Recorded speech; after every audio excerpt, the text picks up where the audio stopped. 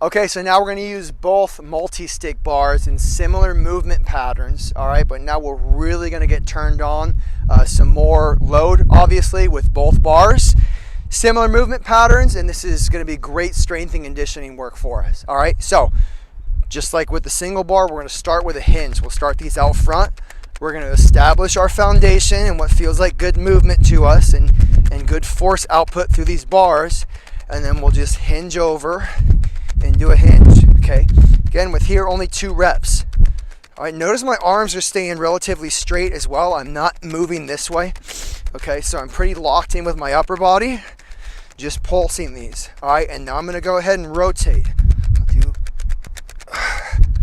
2 rotations. I'll go right and left. And I'm trying to maintain this force output through these bars.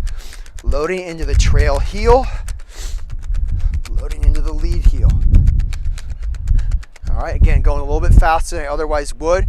Make sure with your students you're maintaining a real consistent speed. Unless you have the ability to do something in a slow and controlled manner, you shouldn't expect to be able to do it with consistency when you're going all out, right? So the better we get with this, the better we're gonna get with consistency and stability in our golf swing. All right, so we did 2 legs. Now, of course, we're gonna go to 1. All right, this obviously is not gonna be easy. All right, so we can cheat by propping this trail leg onto a med ball, onto a golf cart, whatever. All right, now let's rotate. So these don't have to be large, but I'm just trying to challenge this lead leg and work some rotation in that upper body. This is huge force output through that lead leg. And then we'll finish it back up. Now we'll go into the trail leg. Same thing, hip hinge. Let's just do 1 rep on this side because I'm feeling lazy. And we will rotate. And we will rotate. And again, the only way I'm able to maintain balance here is I'm turned on, I'm activated, I have stability through the core, and I'm getting force from the ground, bringing it up through my body into the multi-stick. All right, so that's our hinge patterns. Okay, we did 2 legs and a single leg, hinge, rotate, fairly simple. Now we'll go in this position called the power T. All right, so this is requiring a lot of stability in the scapula, the upper body. All right, so we're gonna get to where we feel is a good force output, and now we're gonna rotate. It's just working this force output through a variety of different ranges of motion. All right, normally do 2 rotations. I'll just do 1. All right, from the power T, we're then gonna go overhead. Okay, so again, strengthening our upper body and getting our scapula in a locked position.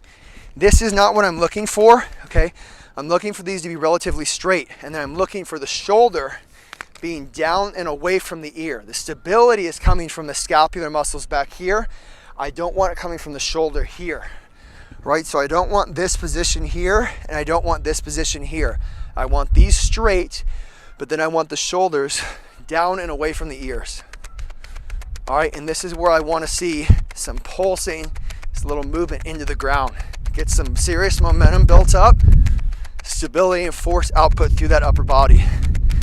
And then we'll maintain that through rotation. All right, and you should really, really feel tied into the ground as we're doing this. Would normally do 2 reps, I'll do 1. All right, from here we'll bring these down and we'll go vertical.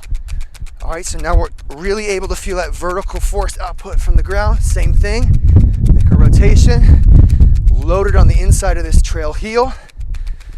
And we'll go to the lead side, same thing. A lot of potential for speed and energy here. We want to feel like we're able to just boom, spring up from the ground.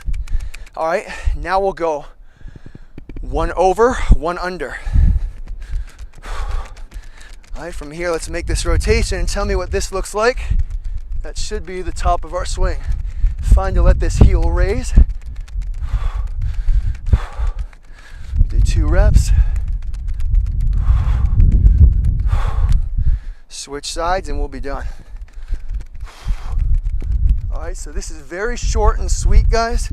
This won't take longer than 5 minutes, but it's very intense, very demanding on the body.